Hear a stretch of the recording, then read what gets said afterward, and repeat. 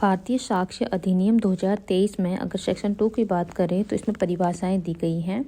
Number 1 में दी गई है न्यायालय के बारे में। तो न्यायालय यानी कि कोर्ट, इसमें सभी न्यायाधीश यानी कि जजेज और मजिस्ट्रेट शामिल हैं। इसका दूसरा पॉइंट है मध्यस्थ यानी आर्बिट्रेटर्स इसमें शामिल नहीं हैं। अगली चीज़ आती है कंक्लूसिव प्रूफ। कंक्लूसिव प्रूफ क्या है? यानी कि निश्चित प्रमाण जो होता है। जब किसी अधिनियम द्वारा किसी तथ्य को किसी अन्य तथ्य का निश्चित प्रमाण माना जाता है तो न्यायालय इसे सत्य मानेगा और इसके विरुद्ध कोई अन्य साक्ष्य स्वीकार नहीं किया जाएगा। अगली चीज़ आती है डिस्प्रूव्ड फैक्ट यानी कि अस्वीकृत तथ्य क्या है? जब न्यायालय किसी तथ्य को सत्य मानता है या उसकी सत्यता इतनी अधिक संभावित लगती है कि एक समझदार व्यक्ति उसे असत्य मानकर कार्य करे। ठीक।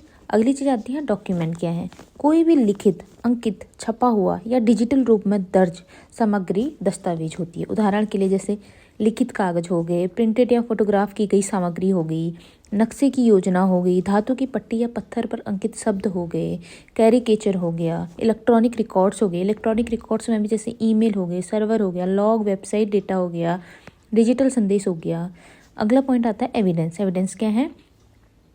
तो मौखिक साक्ष्य जो होते हैं, ऑरल एविडेंस, गवाह द्वारा न्यायालय में दिया गया कथन जो होता है। और दूसरा डॉक्यूमेंट्री एविडेंस यानी कि न्यायालय में पेश की गई सभी कागजी या डिजिटल दस्तावेज। अगला पॉइंट आता है तथ्य यानी कि फैक्ट्स क्या है?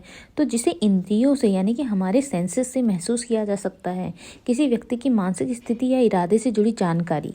अगला पॉइंट आता है फैक्ट इन इशू क्या होता है? विवाद में तथ्य यानी कि वे तथ्य जो किसी मुकदमे में अधिकार, दायित्व या अपराध से जुड़े होते हैं। उदाहरण के लिए किसी हत्या के मुकदमे में यह तथ्य किसी अक्यूज ने हत्या की या नहीं की, ऐसे।